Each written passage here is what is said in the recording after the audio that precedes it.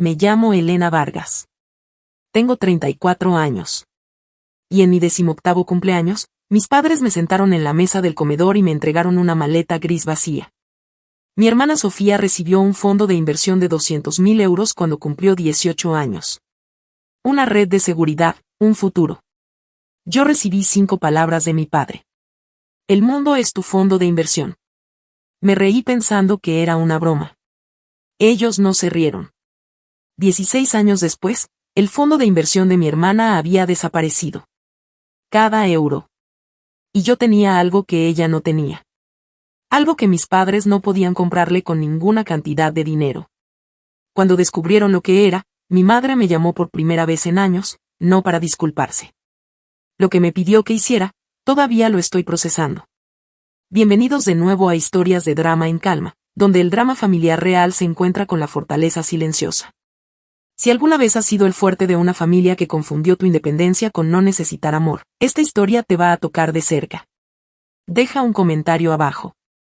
Asegúrate de suscribirte y quédate hasta el final porque lo que mis padres necesitaban de mí, nunca lo vieron venir. La casa de los Vargas estaba en un tranquilo callejón sin salida en Málaga, España. 3 habitaciones, paredes blancas, una entrada que Rodrigo Vargas sellaba cada primavera como un reloj. Mi padre era ingeniero, preciso, práctico, el tipo de hombre que ordenaba alfabéticamente su especiero y creía que cada problema tenía una fórmula. Mi madre Carmen era lo opuesto en todo lo visible. Pero en una cosa coincidían, ambos creían que Sofía necesitaba ser salvada. Sofía cumplió 18 años 2 años antes que yo. Su fiesta de cumpleaños llenó el jardín trasero. Serpentinas, una tarta de la pastelería del barrio, 30 invitados. Rodrigo se puso de pie en la cabecera de la mesa y le entregó un sobre. Dentro había un cheque certificado por 200.000 euros. Esta es tu red de seguridad, cariño, dijo. Su voz se quebró. Carmen presionó ambas manos sobre su boca y lloró como lloran las madres en las películas. Hermoso y ensayado. Sofía lo abrazó. No abrió el sobre de inmediato. No necesitaba hacerlo. Ya sabía lo que había dentro. 2 años después, cumplí 18 años. Sin serpentinas, sin invitados en el jardín, solo los 4 en la mesa del comedor con sobras de cocido y una fuente de judías verdes. Rodrigo colocó la maleta gris Samsonite delante de mi plato. Era de carcasa dura, raspada en las esquinas. El tipo de maleta que encuentras en un mercadillo por 12 euros. El mundo es tu fondo de inversión, Elena. Miré a mi madre. No me sostuvo la mirada. Miré a Sofía. Estudiaba sus judías como si fueran las cosas más interesantes que había visto en su vida. Me reí. Un sonido corto y afilado que salió antes de que pudiera atraparlo. Porque, ¿qué más haces cuando tu padre te entrega un equipaje en lugar de un futuro? No se rieron, y lo entendí. Esto no era una broma. Era un veredicto. Rodrigo me encontró en la entrada 1 hora después. Estaba sentada en los escalones de la puerta sujetando el asa de la maleta como si fuera a escapar. «Estás disgustada», dijo. No era una pregunta. Le diste a Sofía 200.000 euros. A mí me diste una maleta. Se sentó. Olía a colonia Old Spice y aceite de motor. Así era mi padre, Aftershave y motores. Sofía es delicada, dijo. Necesita un colchón, algo debajo de ella. Tú, me miró, eres como yo. Sabrás caer de pie. Eso no es lo mismo que atraparme, papá. No respondió. Nunca respondía a las difíciles. Dentro, Carmen lavaba los platos. Cuando entré, se secó las manos en el paño y dijo, tu padre sabe lo que es mejor. Sofía siempre ha sido más sensible. Sensible. Esa era la palabra que usaban. Como si Sofía fuera un jarrón de porcelana y yo una sartén de hierro fundido. Una recibe una vitrina de cristal, la otra va al cajón. Mi tía Margarita, la hermana menor de Carmen, me llevó a la sala de la lavadora antes de que subiera a mi cuarto. Olía a suavizante y vino blanco. Esto no está bien, susurró Margarita. Y tu madre lo sabe. Entonces, ¿por qué lo permitió? Margarita miró hacia la cocina. Porque es más fácil proteger a la que grita que a la que se calla. Esa semana me enteré por Margarita de que Sofía había sabido del fondo de inversión durante 6 meses. Ella y Carmen ya habían planeado cómo gastar los primeros 20,000, una entrada para un Audi nuevo. Mi padre no me odiaba. Eso habría sido más sencillo. Simplemente creía genuinamente que yo no necesitaba nada. Y eso era peor, porque significaba que nunca se acercó lo suficiente para comprobarlo. Hice las maletas con la Samsonite gris un domingo por la mañana en agosto. No tardó mucho. 3 pares de vaqueros, 5 camisetas, un abrigo de segunda mano, artículos de aseo en una bolsa Ziploc. Todo lo que poseía cabía en una maleta que costó menos que la tarta de cumpleaños de Sofía. La Universidad de Sevilla me había ofrecido una beca parcial por mi expediente académico. El resto lo cubriría yo sola. 3 trabajos, la biblioteca del campus entre semana, una cafetería por las tardes, y clases particulares a estudiantes de secundaria los fines de semana. 17 euros por hora de media entre los 3. Rodrigo me llevó al campus, 90 minutos por la autovía. Habló de presión de neumáticos y cambios de aceite durante todo el trayecto porque así mostraba amor mi padre, a través de consejos de mantenimiento. Cuando paró frente a la residencia, dejó el motor en marcha. Lo harás bien, Elena. Lo sé. Se fue. Me quedé en la acera sujetando la maleta gris con una mano y una caja de fideos instantáneos con la otra. Los padres de mi compañera de cuarto estaban subiendo una nevera portátil por las escaleras. Los dos. Nadie me llamó para ver cómo estaba esa primera semana. Ni Rodrigo. Ni Carmen. Sofía envió un mensaje. Suerte, sis. Con un emoji de estrella. Nada más. Sin seguimiento. Sin preguntas sobre la residencia ni las clases ni si había comido algo que no fueran fideos. Llamé a casa un miércoles por la tarde. Carmen descolgó al cuarto tono. Hola, mamá. Ah, Elena, espera. Sofía, ven a contarle a Elena lo del coche. Sofía se puso al teléfono y habló durante 11 minutos sobre el Audi que iba a comprar con el primer bloque del dinero del fondo.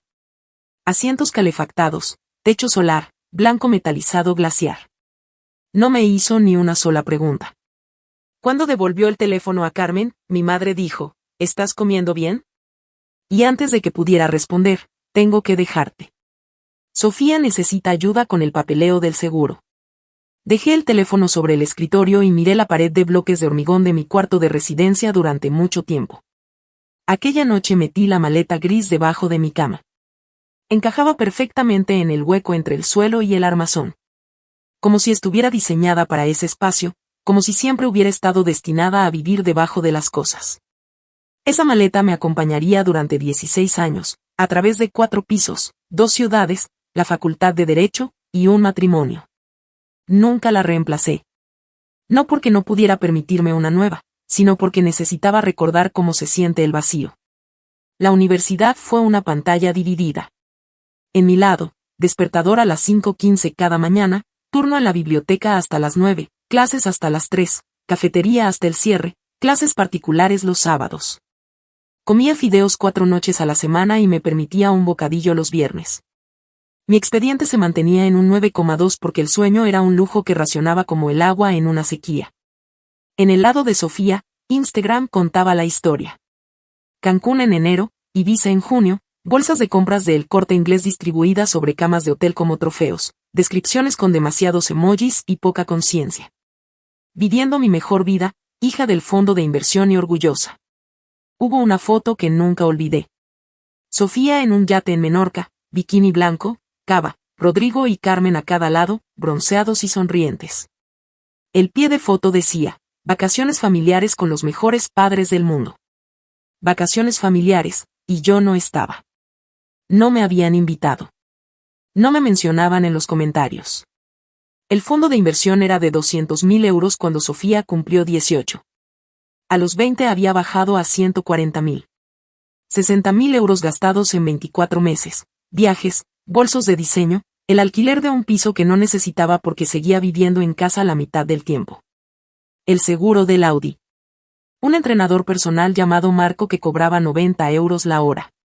Sabía las cifras porque Margarita me las decía, no para cotillear, sino porque estaba preocupada. Tus padres no dicen nada, me dijo Margarita por teléfono una noche. Rodrigo cree que Sofía se asentará. Carmen cree que el dinero le está enseñando a ser independiente. Independiente, repetí, sentada en mi cama de residencia con un chándal de segunda mano. Claro. Miraba el teléfono a veces durante mis turnos en la biblioteca. Pasaba por una foto de Sofía en Santorini, hora dorada, copa de vino, vestido de lino. Luego cerraba la aplicación y abría mi libro de texto. Cada euro que Sofía gastaba en un atardecer en Grecia, yo lo ganaba en sesiones de estudio que terminaban después de medianoche. El tipo de cambio no era justo, pero había dejado de buscar la justicia la noche que mi padre puso una maleta en la mesa del comedor. La justicia era un concepto para familias que amaban a sus hijos por igual. Yo venía de una que amaba por conveniencia. Entré en el máster en Derecho de la Universidad de Sevilla con una beca parcial y una pila de préstamos estudiantiles suficientemente gruesa como para empapelar mi baño. El máster era más duro que la carrera. No el temario, sino el aislamiento. Todos a mi alrededor tenían padres que llamaban los domingos, que enviaban paquetes, que asistían a los concursos de oratoria en la última fila con sonrisas orgullosas y móviles grabando. Mi teléfono seguía en silencio. En segundo año, conseguí unas prácticas de verano en un pequeño despacho de Sevilla especializado en derecho de mayores, planificación patrimonial, tutelas, cualificación para ayudas sociales, poderes notariales. El lado poco glamuroso del mundo jurídico, el que huele a centros de mayores y archivadores. Mi primer caso fue el de una mujer de 78 años llamada Rosario, cuyo hijo adulto había estado sustrayendo dinero de sus cuentas durante 3 años. Tenía poder notarial y lo usó para vaciar 86.000 euros mientras ella estaba en una residencia de memoria y se preguntaba por qué le habían cortado el cable. Leí los extractos bancarios. Rastreé las retiradas. Me senté en un juzgado y vi a un juez apartar al hijo como tutor fiduciario y nombrar un administrador profesional. Caminando hacia mi coche después de la vista, me detuve en el aparcamiento y pensé en mis propios padres. ¿Tenían testamento, poder notarial, directiva de voluntades anticipadas? Había Rodrigo, el ingeniero que lo planificaba todo, planificado lo único de lo que nadie quiere hablar. Llamé a Carmen esa noche. Mamá, ¿tiene papá un plan de herencia? Silencio, luego, brusca. ¿Por qué preguntas eso? ¿Esperas que nos muramos pronto? Colgó. La llamada duró 43 segundos. Me quedé mirando el teléfono y pensé, esto es lo que pasa cuando las familias no planifican. Cuando el amor no es suficiente y el dinero no está organizado. Pasé todo ese verano ayudando a desconocidos a proteger a sus familias exactamente del tipo de caos que la mía estaba construyendo. El día de la graduación, mayo, caluroso. El tipo de primavera sevillana que te hace olvidar que existe el invierno. Alejandro, mi novio para entonces, un profesor de historia de instituto con una sonrisa torcida y talento para mantener la calma, estaba sentado en la tercera fila. La tía Margarita estaba a su lado, con una chaqueta morada que se había comprado específicamente para esto. 2 asientos a su izquierda quedaron vacíos. Había enviado invitaciones 8 semanas antes, sobres escritos a mano con sellos dorados porque quería que se sintiera como algo importante. Rodrigo no respondió. Carmen envió un mensaje 3 días antes. Sofía tiene gripe. Tengo que quedarme a cuidarla. ¿Lo entiendes? Sofía escribió la mañana del acto. Enhorabuena. Mamá dice que está orgullosa pero tiene jaqueca. ¿Jaqueca? Mi madre no había podido inventar una excusa mejor. Crucé el escenario, estreché la mano del decano y sonreí para la cámara. Margarita lloró. Alejandro silbó tan fuerte que la familia de detrás se sobresaltó. Esa era mi gente, 2 de ellas. Pasé el examen del Colegio de Abogados ese octubre, me incorporé a un pequeño despacho de derecho de mayores en Sevilla llamado Adler y Rueda, 3 abogados, una auxiliar administrativa. Una sala de espera con plantas artificiales y problemas reales. 2 años después, Sofía abrió su boutique. Sofía y compañía, una tienda de ropa en un centro comercial en Benalmádena, financiada con los últimos 60.000 del fondo de inversión más un préstamo para empresas de 80.000 euros que Rodrigo y Carmen avalaron. Me invitó a la inauguración. Dije que no podía ir. Tenía declaraciones. Carmen llamó esa misma noche. No puedes hacer una sola cosa por tu hermana. No pudiste hacer una sola cosa por mí en la graduación. La línea quedó en silencio. Luego, No nos necesitabas allí. Nunca has necesitado a nadie. Colgó. No volvió a llamar. 6 años. 2190 días de nada. Y luego sonó mi teléfono. 6 años es mucho tiempo para no ser la hija de nadie. No desaparecí. No cambié de número ni me mudé al otro extremo del país. Simplemente dejé de perseguir a personas que se alejaban de mí. En esos 6 años, entré en la vía de socia en Adler y Rueda. Alejandro y yo nos casamos en el Jardín Botánico de Sevilla. 32 invitados, un trío de jazz y una tarta de una pastelería artesanal de crema de mantequilla auténtica. Compramos un apartamento en el barrio de Triana con una puerta roja al frente y un balcón diminuto. Plantaba tomates cada abril. Al otro lado de esos 6 años, la boutique de Sofía duró 18 meses.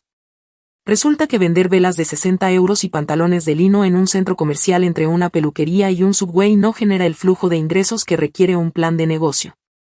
El fondo de inversión llegó a cero. El préstamo de 80.000 quedó impagado. Rodrigo y Carmen, que lo habían avalado, empezaron a pagarlo con sus ahorros para la jubilación. Sofía se mudó con su novio Borja en Málaga. Borja vendía seguros y hablaba de criptomonedas en las cenas con amigos. Compartían el alquiler. Sofía trabajaba a tiempo parcial en una tienda de decoración. Margarita me mantenía al día. No como cotilleo, sino con preocupación genuina. Tu padre está olvidando cosas, me escribió un marzo. Dejó el gas encendido 2 veces esta semana. Tu madre finge que todo está bien, me dijo en octubre. No habla de dinero. No habla de ti. No recordaba mi nombre en Navidad. Me lo dijo en enero y tuve que dejar el teléfono un momento.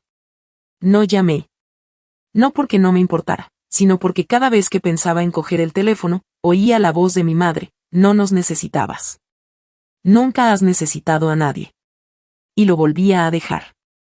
En 6 años, yo construí una carrera. Sofía construyó deudas. Y nuestros padres no construyeron nada. Ni plan, ni testamento, ni fondo. La ironía habría sido graciosa si no me mantuviera despierta algunas noches. Alejandro me preguntó una vez un domingo por la mañana, mientras pintábamos el cuarto de los invitados y la radio sonaba suave, si les echaba de menos. Echo de menos la idea de ellos, dije.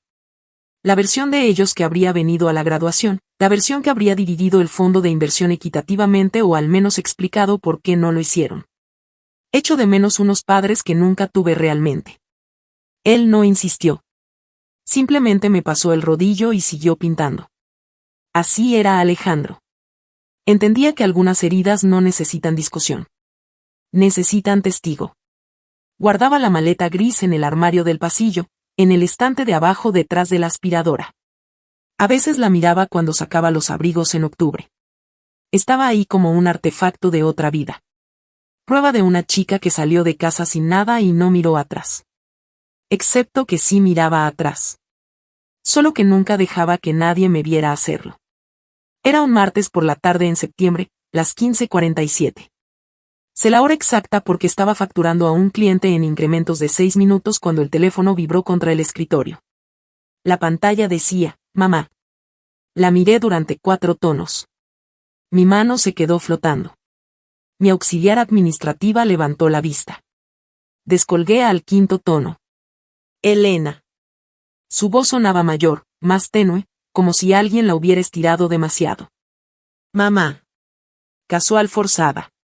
Preguntó cómo estaba. Preguntó por el tiempo en Sevilla. Hizo un comentario sobre las hojas de otoño. 30 segundos de conversación trivial de una mujer que no me había hablado en 6 años. Luego carraspeó. A tu padre le han diagnosticado Alzheimer temprano. Tiene 62 años. La habitación se inclinó. No dramáticamente, solo un ligero desplazamiento, como si el suelo se hubiera movido medio centímetro a la izquierda. Me aferré al borde del escritorio. ¿Cuándo? Hace 8 meses. 8 meses. 240 días. Rodrigo había estado perdiendo la mente durante 8 meses, y nadie me lo había dicho. Hace 8 meses, y me llamas ahora. No queríamos preocuparte. Cerré los ojos. El framing clásico de Carmen, mi exclusión presentada como protección. No me había mantenido en la oscuridad para ahorrarme el disgusto. Me había mantenido en la oscuridad porque llamarme significaba admitir que me necesitaba. ¿Qué tan grave es? Tiene días buenos y días malos. Algunos días sabe dónde está. Algunos días cree que sigue en la empresa. ¿Te reconoce? Una pausa. Demasiado larga. La mayoría de los días. ¿Reconoce a Sofía? Una pausa más larga. No ha reconocido a Sofía en 2 meses. Y entonces dijo lo que había esperado oír durante 16 años. No lo siento. No estaba equivocada. Necesitamos tu ayuda, Elena. Cambié al modo abogada como se cambia de carril en la autopista. Suave, automático, sin señalizar. ¿Tiene papá un poder notarial de carácter duradero? ¿Qué es eso? Un documento legal que permite a alguien tomar decisiones financieras por él cuando no puede hacerlo él mismo. No creo que sí. ¿Una directiva de voluntades anticipadas? Un documento que especifica sus deseos médicos y queda incapacitado. Elena, no sé lo que significa nada de eso. ¿Un testamento? Tu padre siempre decía que ya se ocuparía. Saqué un bloc legal del cajón y empecé a escribir. Cada respuesta era otra grieta en los cimientos. ¿Y la casa? Silencio. El tipo de silencio que tiene peso. Hicimos una hipoteca inversa hace 3 años. Dejé el bolígrafo. Una hipoteca inversa significaba que habían tomado prestado contra el valor de la casa. La casa que Rodrigo había terminado de pagar en 2011 después de 27 años de hipoteca. Habían cogido ese logro y lo habían convertido de nuevo en deuda. ¿Por qué? El préstamo de Sofía, el que avalamos. Tuvimos que hacer los pagos cuando cerró la boutique. Así que los 200.000 euros del fondo de inversión habían desaparecido. Los 80.000 de deuda avalada se pagaban con el patrimonio de la vivienda familiar. Y Rodrigo, que lo había planificado todo excepto lo único que importaba, estaba perdiendo la capacidad de planificar nada. Mamá, necesitas un abogado especializado en derecho de mayores. Lo sé. Por eso te llamo. Sofía dice que tú puedes arreglarlo. Eres la abogada. Me recosté en la silla, miré las placas del techo, conté hasta 5. 2 días después, un jueves por la tarde, estaba haciendo pasta cuando el teléfono se iluminó con un número que no había visto en años. Sofía, sin saludo. Sin ¿cómo estás? Empezó a hablar antes de que terminara de decir hola. Entonces mamá te contó lo de papá. Mira, necesitamos que vengas a casa y te encargues de los temas legales. Yo lo haría, pero no entiendo nada de eso. Apagué el fuego. Puedes contratar a un abogado. ¿Con qué dinero? La boutique se llevó todo, y mamá y papá usaron sus ahorros para cubrir mis préstamos. Lo dejé reposar un segundo. Lo había dicho como si fuera parte del boletín meteorológico. Sin culpa. Como si la ruina financiera de 2 padres mayores fuera algo que simplemente ocurría como ocurre la lluvia. ¿Así que quieres que lo haga gratis? Somos familia, Elena. Para eso está la familia. Familia. La palabra cayó en la encimera de la cocina entre nosotras como un ladrillo. Alejandro levantó la vista de sus trabajos de corrección en la mesa del comedor. Podía oír la voz de Sofía a 1 metro de distancia. Familia, dije. ¿Eso somos, Sofía? A la defensiva de inmediato. No empieces. Tú eres la que desapareció. No desaparecí. Dejé de llamar a personas que nunca devolvían las llamadas. Lo que sea. ¿Puedes ayudar o no? Y entonces lo dijo, casual, como quien tira una servilleta. He estado gestionando las finanzas de papá desde el diagnóstico. Pagar facturas, hacer la compra, ese tipo de cosas. Mis instintos de abogada captaron la frase antes de que mis instintos de hermana pudieran descartarla. Gestionando sus finanzas. Una abogada de derecho de mayores oye esa frase como un inspector de bomberos oye a alguien decir, solo estaba jugando con cerillas, gestionándolas como... Bueno, ya sabes, ayudando. Le dije que lo pensaría. Colgué y miré a Alejandro. Necesito volver a casa. Me senté en mi escritorio esa noche y pensé en todas las familias que había ayudado a lo largo de los años. Familias destrozadas exactamente por esto. Sin planificación, sin comunicación, solo suposiciones y esperanza. Había construido toda mi carrera deshaciendo estos desastres. Desenredando lo que el amor y el abandono habían anudado juntos. Y ahora le tocaba a la familia de mi propia madre. Si alguna vez has sido el fuerte cuando todos los demás se derrumban, conoces este sentimiento. Dale al botón de suscribirse. La caja llegó un viernes. Correos, cartón marrón, sin remitente, solo VR escrito con la letra de mi madre en la parte superior con rotulador negro. Sin carta dentro, sin nota, solo un post-it amarillo pegado a la primera carpeta. No sé qué hacer. La llevé a la mesa de la cocina.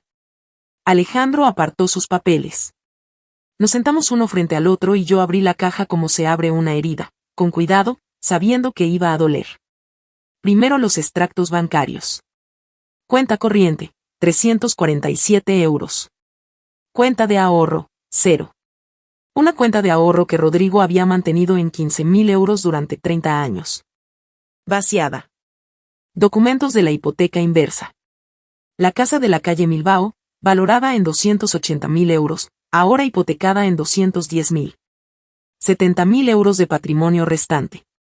Quizás si el mercado aguantaba. El préstamo para empresas avalado del Banco Santander. 80.000 euros. 4 meses de impago. Cartas de reclamación con sellos en rojo. Aviso final en 3 de ellas. Facturas médicas, 42.000 euros. Visitas a especialistas, pruebas cognitivas, una resonancia magnética, una evaluación neuropsicológica. El seguro de la empresa de Rodrigo había caducado cuando se jubiló anticipadamente a los 60. Hubo un vacío de 14 meses antes de que entrara en la cobertura pública. Nadie había contratado un seguro complementario. Y luego los extractos de las tarjetas de crédito, 3 tarjetas. Saldo total, 28.000 euros. Los acerqué, pasé el dedo por los cargos. Sara. El Corte Inglés. Globo, 4, 5, 6 veces a la semana. Una suscripción de vino. Una membresía de gimnasio en un sitio llamado Fit Life Málaga. Málaga. Mis padres viven en Sevilla. Alejandro se inclinó. Esos cargos no son de tus padres, ¿verdad? No. Dejé el extracto. Alguien ha estado usando las tarjetas de crédito de mi padre, y no es mi padre. Me quedé en esa cocina mucho tiempo después de que Alejandro se fue a la cama. La pila de documentos delante de mí, el post-it encima. No sé qué hacer. El mundo es tu fondo de inversión, había dicho mi padre. Resulta que su mundo no tenía ni siquiera una red de seguridad. Llamé a Carmen la mañana siguiente, sábado, las 8:15. Vengo a casa este fin de semana. Necesito ver todo en persona. Exhaló. Alivio mezclado con algo más. Nerviosismo, tal vez. El sonido de alguien que consiguió lo que pedía y ya no estaba segura de quererlo. ¿Le digo algo a Sofía? No le digas nada a Sofía todavía. Esa tarde me senté con Alejandro en la mesa de la cocina, la misma sobre la que había extendido el desastre financiero de mis padres la noche anterior. ¿Estás segura de esto? Dijo. Mi padre no puede protegerse a sí mismo. Alguien tiene que hacerlo.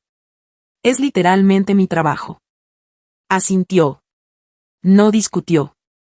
Alejandro era el tipo de hombre que entendía que algunas decisiones no están abiertas al debate. Son obligaciones disfrazadas. Empaqué mi maletín esa tarde. No la maleta gris, el maletín. De cuero, negro, un regalo de graduación de Margarita con mis iniciales grabadas en dorado en el cierre. Dentro, un bloc legal, bolígrafos azules, un escáner portátil y una lista de verificación que había usado con 100 clientes.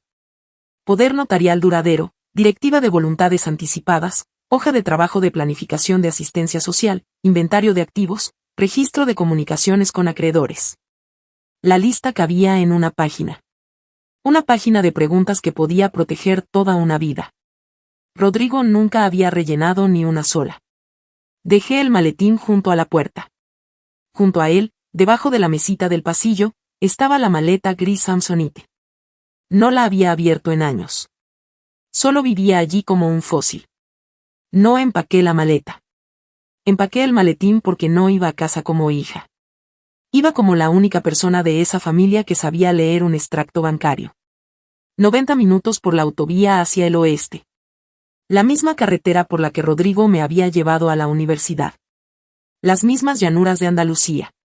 La misma área de servicio en el kilómetro 47 donde me había comprado un café de gasolinera y me había hablado de la presión de los neumáticos.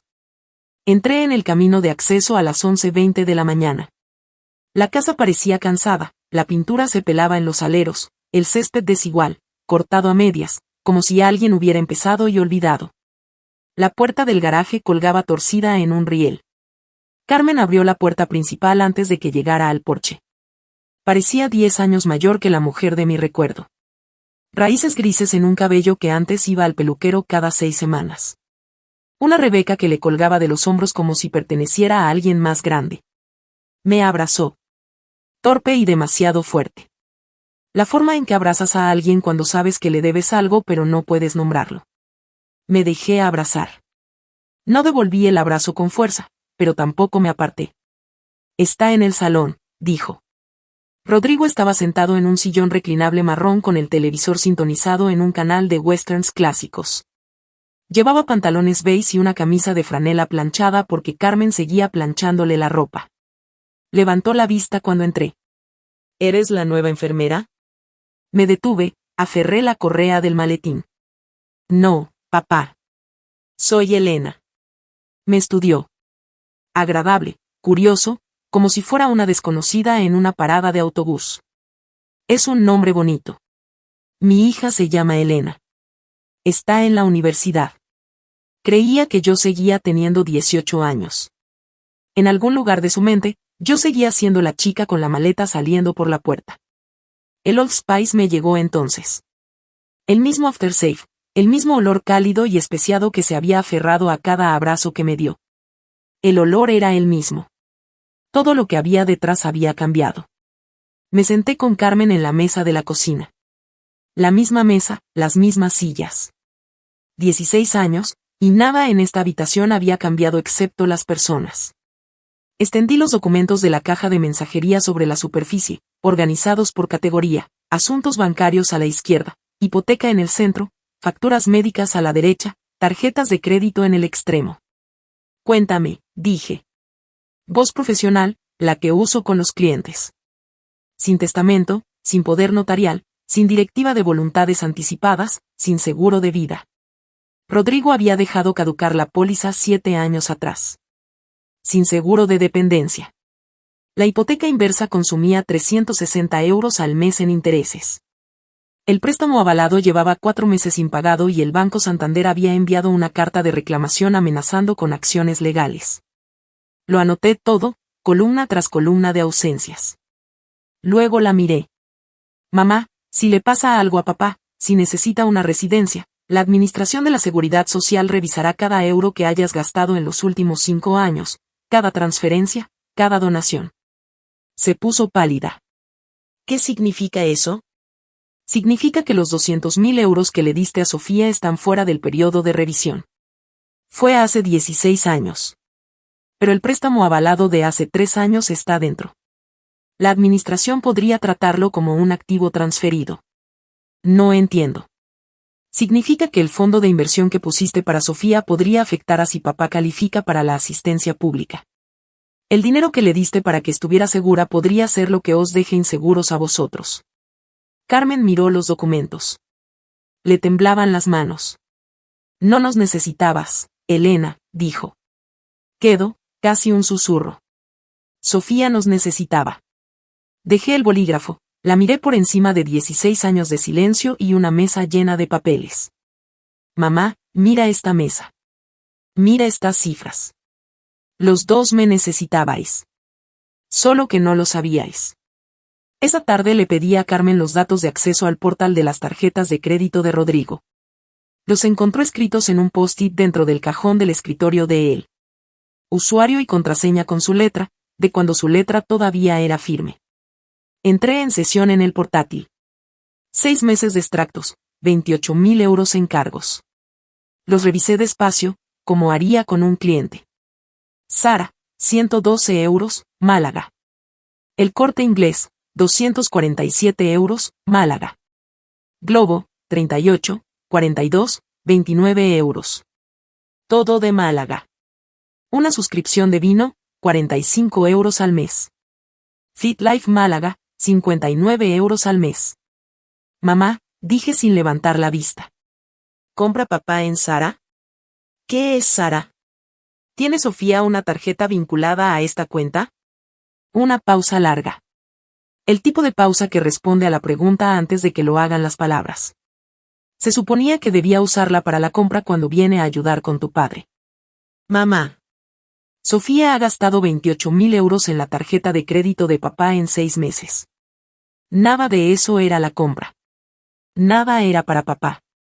Carmen se levantó, se sentó, se volvió a levantar. Sus manos encontraron el respaldo de la silla y lo aferraron. Dijo que lo devolvería. Esto no es pedir prestado, mamá. Según el Código Penal español y la Ley de Protección de Adultos Mayores, lo que ha estado haciendo tiene un nombre. Explotación económica de un adulto vulnerable. He visto esto 100 veces en mi despacho. La excusa siempre es la misma. Iba a devolverlo. Carmen empezó a llorar, pero esta es la parte que se me quedará grabada para siempre.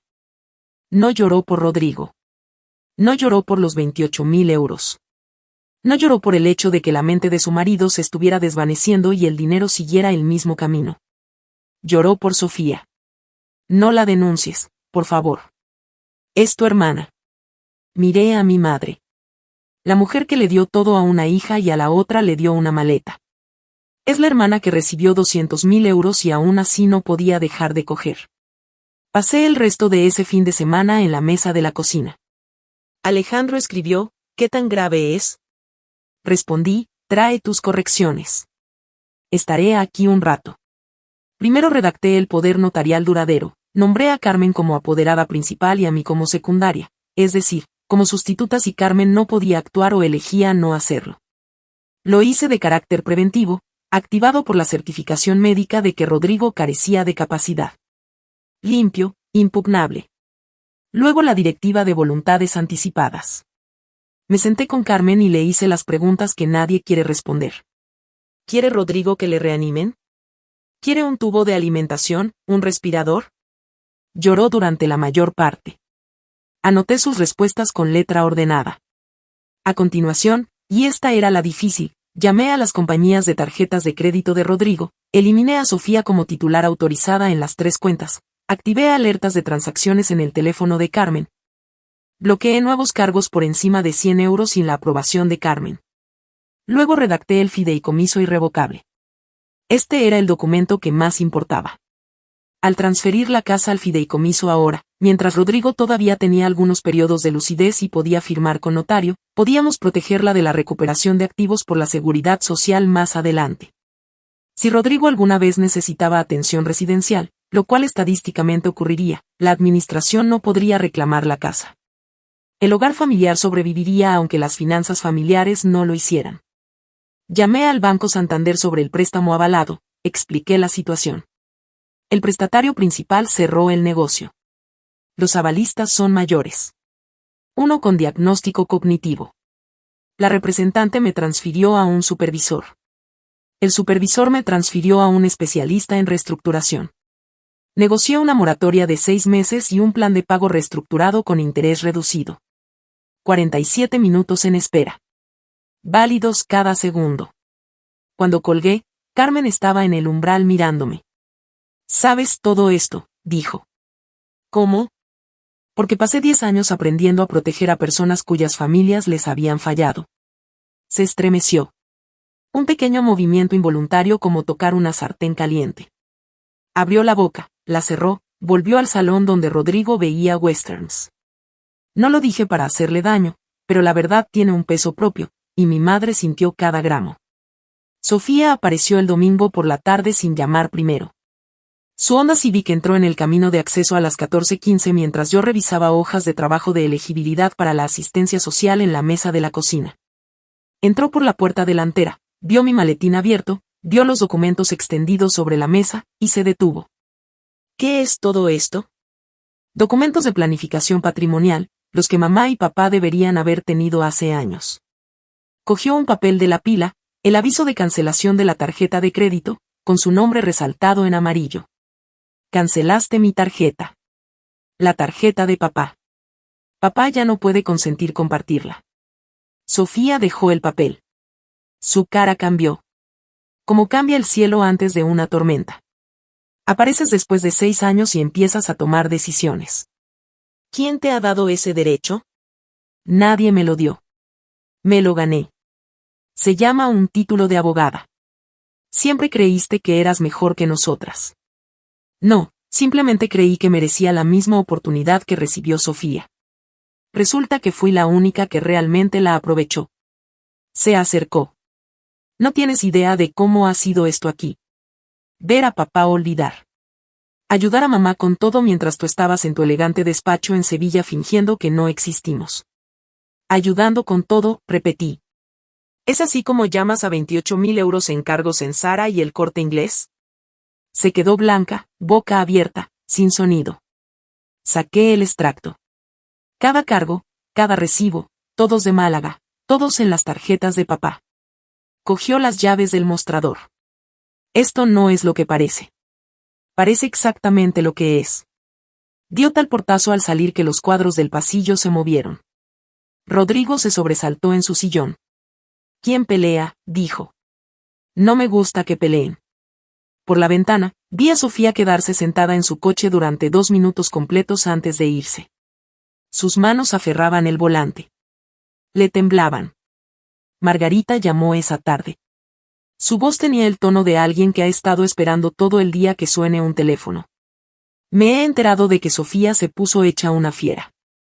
Se fue antes de que pudiera terminar de explicar los documentos del poder notarial. Elena. Margarita hizo una pausa. Ya sabes que va a montar un escenario en Navidad. ¿Navidad? Tu madre te ha invitado. Me dijo que te lo dijera porque ella es demasiado orgullosa para pedírtelo directamente. Miré a Alejandro al otro lado del salón. Estaba leyendo en el sofá fingiendo no escuchar. Levantó las cejas. ¿Cuándo? El jueves. Toda la familia. Tío Felipe, yo, Emma, Rodrigo Jr. Tu madre quiere que parezca normal, como si nada hubiera cambiado. Todo ha cambiado.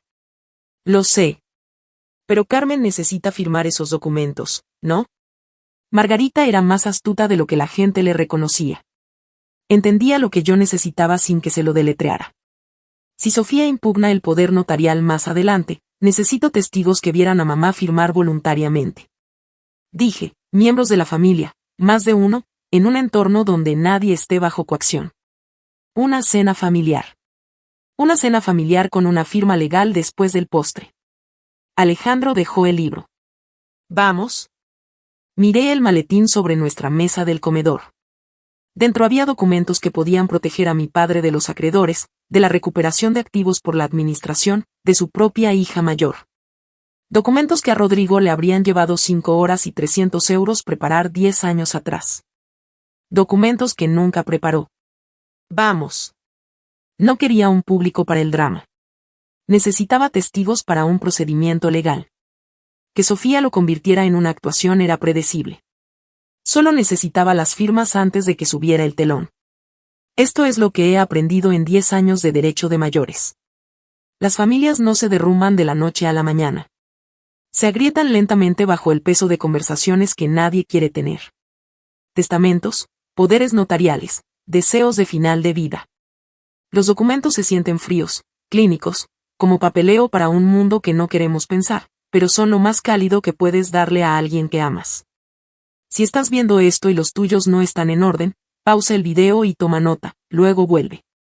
La mañana de Navidad, Alejandro condujo. Yo iba en el asiento del copiloto con el maletín en el regazo. Dentro, el poder notarial duradero finalizado, la directiva de voluntades anticipadas de Rodrigo. Un nuevo fideicomiso irrevocable que había redactado para proteger la casa de la recuperación de activos por la administración pública.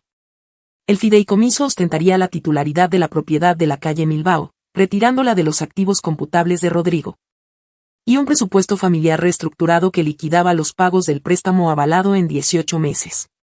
También dentro, Impresiones de los extractos de las tarjetas de crédito de Rodrigo de los últimos 6 meses, resaltadas, anotadas, 28.000 euros en cargos que apuntaban al código postal de Sofía. Llamé a Margarita desde el coche. ¿Está Sofía allí? Apareció hace una hora. Ha estado susurrando con tu madre en la cocina. Tu madre parece nerviosa. ¿Nerviosa por qué? Por mí. Alejandro me miró de reojo.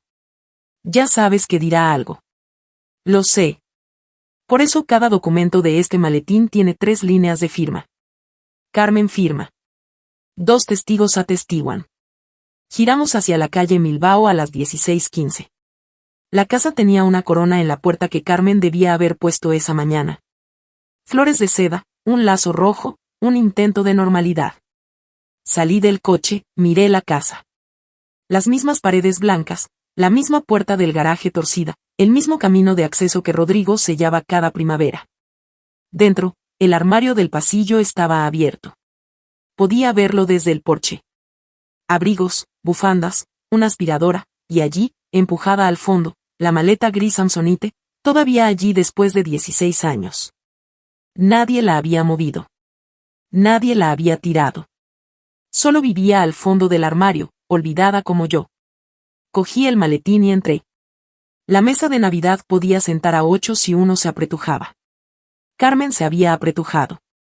Rodrigo en la cabecera, con una camisa de botones planchada y una sonrisa confusa. Carmen a su derecha, siempre pendiente con una jarra de agua. Sofía y Borja frente a mí y Alejandro. Tía Margarita y tío Felipe en el otro extremo. La prima Emma llegaba tarde desde Málaga. El primo Rodrigo Jr. estaba atascado en el trabajo y se perdería la cena. 7 personas, pavó, patatas, ensalada de judías de una receta que Carmen usaba desde 1994. Salsa de arándanos de lata, la que conserva la forma del recipiente. La superficie era agradable. Borja habló del Betis. Felipe le preguntó a Alejandro sobre la enseñanza. Carmen no paraba de rellenar vasos de agua que ya estaban llenos. Rodrigo comía despacio. Sonreía a la gente. Llamó a Margarita por su nombre correcto. Llamó a Sofía cariño. A mí me llamó señorita. ¿Más pavó, señorita? Claro, papá. No me corrigió. No se dio cuenta. Sofía me observaba desde el otro lado de la mesa como un gato que vigila una puerta. Cada vez que me movía, al coger el pan, al ajustar la servilleta, sus ojos seguían el movimiento. Borja, a su favor, intentó mantener la ligereza. Contó una historia sobre un cliente que chocó una camioneta nueva contra un granero 3 días después de que entrara en vigor el seguro. Felipe se rió. Alejandro ofreció una risita educada. Carmen sonrió tan forzadamente que parecía doloroso. Bajo la mesa, el maletín descansaba contra la pata de mi silla como un arma cargada. Lo había colocado allí deliberadamente. Lado derecho, al alcance fácil. 12 años de hábito en los juzgados. Sofía cortó el chiste de Borja como una cuchilla atraviesa papel de regalo. Qué agradable que hayas venido a visitarnos por fin, Elena, dijo a mitad de la cena. Casual, cargada, 6 años, ¿no? Mejor tarde que nunca. Corté mi pavó. Mejor tarde que nunca. Eso mismo les digo a mis clientes sobre la planificación patrimonial. Margarita tosió en su servilleta. Borja miró de uno al otro. ¿Me estoy perdiendo algo? No, dijo Carmen rápidamente. Todo está bien. ¿Quién quiere más patatas? La salsa de arándanos estaba en el centro de la mesa sin tocar. Junto a ella, mi maletín se apoyaba en la pata de mi silla. Llegamos al pavó y a 2 guarniciones antes de que Sofía dijera lo que rompió la mesa. Sofía dejó la copa de vino. Tercera copa. El sonido que hizo al chocar contra la mesa era más afilado de lo que debería. ¿Sabéis qué? Lo voy a decir. Todos lo están pensando. Sofía. La voz de Carmen era una advertencia. No lo hagas. No, mamá. Estoy harta de fingir. Señaló hacia mí con el tenedor. Elena desapareció durante 6 años. 6 años.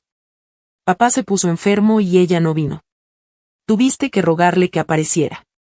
Y ahora llega aquí con su pequeño maletín y empieza a cancelar tarjetas de crédito y a reorganizarlo todo como si fuera la dueña. Borja se tensó.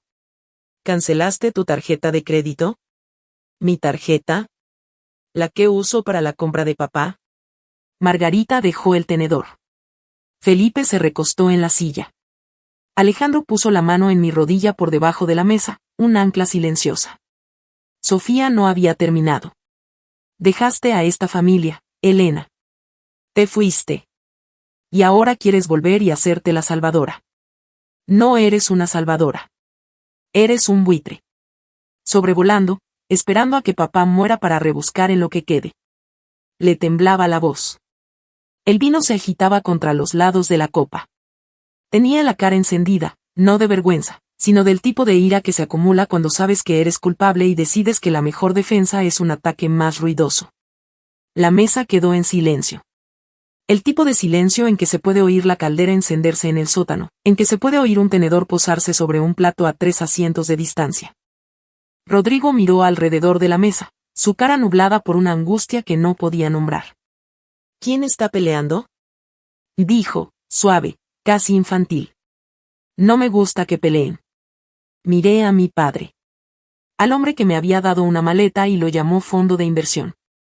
Al hombre que ya no podía recordar mi nombre, pero todavía recordaba que no le gustaban los conflictos. Me limpié la boca con la servilleta, la dejé junto al plato, y me puse de pie. Perdonadme un momento. Caminé hacia el pasillo, cogí el maletín, volví al comedor y lo puse sobre la mesa junto a la salsa de arándanos. No levanté la voz. No era necesario. Voy a corregir algunas cosas, dije. La voz que uso en las declaraciones cuando el abogado contrario empieza a hacer teatro. Y luego os voy a mostrar por qué estoy aquí. Miré a Sofía, miré a mi madre, miré a Margarita, que me dio el más pequeño de los gestos de asentimiento. Primero, no dejé a esta familia. Me entregaron una maleta y me dijeron que el mundo era mi fondo de inversión. Os tomé la palabra. Solo que creo que no esperabais que lo tomara en serio. Rodrigo miraba su plato. Borja tenía la boca abierta. Felipe tenía los brazos cruzados. Segundo, no cancelé tu tarjeta de crédito, Sofía. Cancelé la tarjeta de crédito de papá porque papá tiene Alzheimer y ya no puede consentir cargos. Y en los últimos 6 meses, se realizaron 28.000 euros en cargos en sus cuentas. Abrí el maletín, saqué los extractos impresos, los extendí sobre la mesa entre las judías y la salsera. Sara, el Corte Inglés, Globo, una suscripción de vino, una membresía de gimnasio en Fit Life Málaga. Todos de tu código postal, Sofía. Ninguno eran compras. Ninguno era para papá. La cara de Sofía perdió el color lentamente, como si alguien hubiera sacado un tapón. Eso no es, iba a devolver el dinero. Según el Código Penal español y la Ley de Protección de Adultos Mayores, lo que has estado haciendo tiene un nombre. Explotación económica de un adulto vulnerable.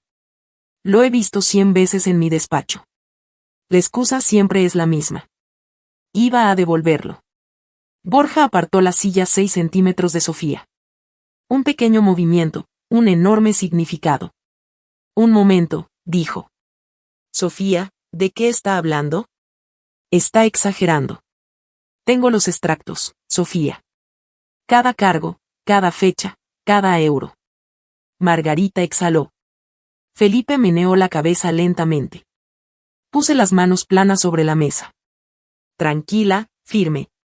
Cuanto más bajaba la voz, más fuerza tenía. Me dijiste que lo arreglara. Eres la abogada. Esas fueron tus palabras. Así que lo hice. Lo arreglé. Saqué la carpeta de documentos del maletín. Pestañas azules etiquetadas. El tipo de orden que se tarda 10 años en adquirir y un fin de semana de angustia en ejecutar. Mamá. Puse la carpeta sobre la mesa. La misma mesa.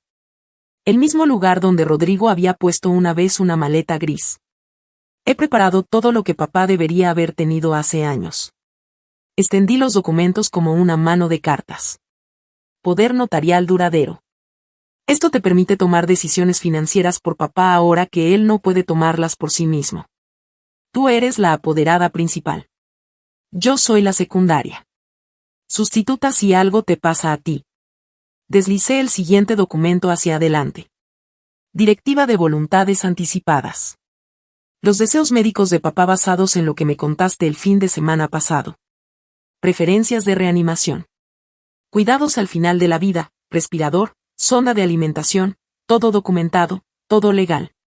El siguiente, el fideicomiso irrevocable. Hice una pausa. Dejé que la palabra se asentara. Este fideicomiso protegerá la casa. Protege la calle Milbao de la recuperación de activos por parte de la administración. Si papá necesita atención residencial, significa que no perderéis la casa. Carmen presionó la mano sobre su boca. El mismo gesto que había hecho 20 años atrás cuando vio a Rodrigo entregar el cheque del fondo de inversión a Sofía. Pero esta vez no lloraba de alegría. Y un presupuesto familiar reestructurado, un plan de pago del préstamo avalado, 18 meses para saldarlo. Cerré el maletín. Todo esto es pro bono porque a pesar de todo, sigue siendo mi padre y alguien en esta familia tiene que planificar el futuro. Margarita se puso de pie. Yo firmo como testigo. Felipe asintió. Igual. Carmen miró los documentos, el fideicomiso, la ironía de todo ello. Su hija, la que no recibió nada, construyendo un fondo de protección para los padres que se lo habían negado. Cogió el bolígrafo que había dejado junto a la carpeta. Le temblaba la mano, pero firmó. Después de las firmas, después de que Margarita y Felipe atestiguaron y fecharon sus líneas, después de que Borja se fuera discretamente por la puerta delantera sin decir adiós. Después de que Rodrigo preguntara si había tarta de manzana, Carmen me encontró en la cocina. Estaba aclarando los platos. Un viejo hábito. Siempre recogí la cocina después de cenar en esta casa.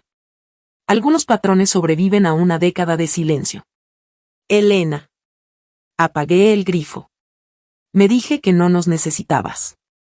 Su voz era pequeña, despojada, sin nada detrás de lo que esconderse. Porque era más fácil que admitir que elegí mal. Me sequé las manos en el paño de cocina, lo doblé, lo dejé sobre el mostrador. No intentaba hacerte daño, dijo. Intentaba salvar a Sofía. Pensé que si le dábamos suficiente, estaría bien. Y pensé que tú estarías bien pase lo que pase. Estoy bien, mamá, pero no gracias a vosotros. A pesar de vosotros. Se derrumbó, no dramáticamente, sino en silencio, como se asientan las casas viejas, un hundimiento lento hacia adentro. Puso las manos en el mostrador e inclinó la cabeza y emitió un sonido que no era del todo llorar ni del todo respirar. No dijo lo siento. Dijo que había elegido mal y eso era lo más cerca que había estado nunca de verme de verdad. No la abracé. No estaba lista. Pero tampoco me fui de la habitación. Por la ventana de la cocina podía ver a Sofía sentada en los escalones del porche, sola, con los brazos rodeando las rodillas. La luz de la farola le iluminaba la cara. Hablaba para sí misma. O tal vez solo pensaba en voz alta. Apenas podía oírla a través del cristal. Tenía miedo de no ser nada sin el dinero. Una frase, lo bastante queda para perderse, lo bastante honesta para doler. Sofía era la villana de esta historia. También era víctima de los mismos padres que me habían fallado a mí. Solo que desde la dirección opuesta. Demasiada protección la había dejado igual de rota que demasiado poca. No salí a verla. Hay conversaciones que todavía no están listas. 3 semanas después, los documentos estaban registrados en el Registro Civil de Sevilla. Rodrigo tenía un poder notarial duradero y una directiva de voluntades anticipadas. La casa de la calle Milbao estaba inscrita en el fideicomiso irrevocable, protegida de la recuperación de activos por parte de la administración. El Banco Santander aceptó el plan de pago reestructurado, 4.700 euros al mes durante 18 meses. El acceso de Sofía a las tarjetas de crédito de Rodrigo fue revocado permanentemente. Los 28.000 euros en cargos quedaron en una hoja de cálculo que guardé en un archivo con llave. No la denuncié. No porque fuera mi hermana, sino porque Rodrigo no lo habría querido. Incluso el Rodrigo que no podía recordar mi nombre no habría querido que procesaran judicialmente a su hija. Sofía hizo una transferencia bancaria 3 semanas después de Navidad.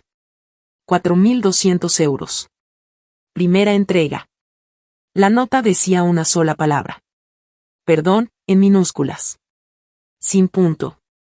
La disculpa más pequeña que había visto nunca. Pero era dinero, no palabras. Y el dinero era algo que Sofía entendía mejor que el lenguaje. Carmen me llamaba todos los jueves a las 7 de la tarde. No hablábamos del pasado. Hablábamos del horario de medicación de Rodrigo. De sus buenos días, cuando recordaba el nombre del perro que tuvieron en 1998. De sus malos días, cuando intentaba salir de casa a las 3 de la mañana para conducir hasta un trabajo que no ejercía desde hacía 4 años. Cogía todas las llamadas, no porque hubiera perdonado todo, sino porque coger el teléfono era el límite que me había marcado. Seré la abogada de tu padre. Seré tu planificadora patrimonial. Pero no seré la hija que finge que la maleta nunca existió. Carmen lo aceptó. No presionó. Por primera vez en mi vida, mi madre respetó una línea que yo había trazado. El progreso no es el perdón, pero es un comienzo. Diciembre, el cumpleaños de Rodrigo, 63 años. Alejandro y yo fuimos a Sevilla. Llevé una tarta de zanahoria de la pastelería de Triana. La misma que había hecho nuestra tarta de boda. Rodrigo no lo sabía.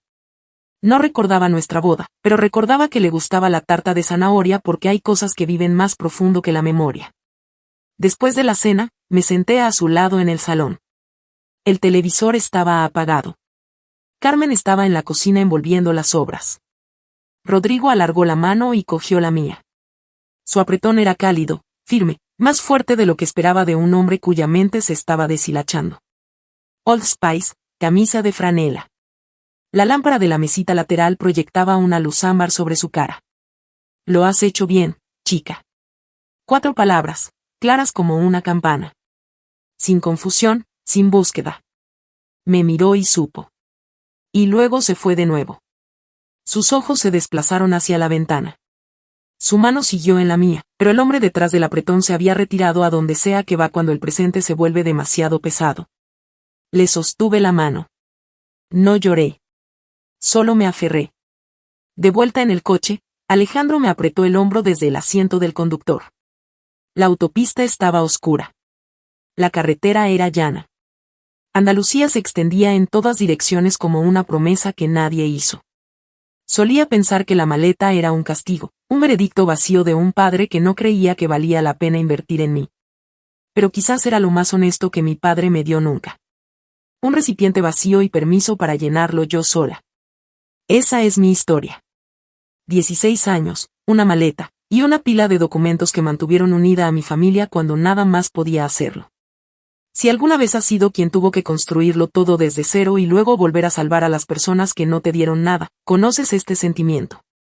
Deja un comentario, suscríbete, y nos vemos en el próximo.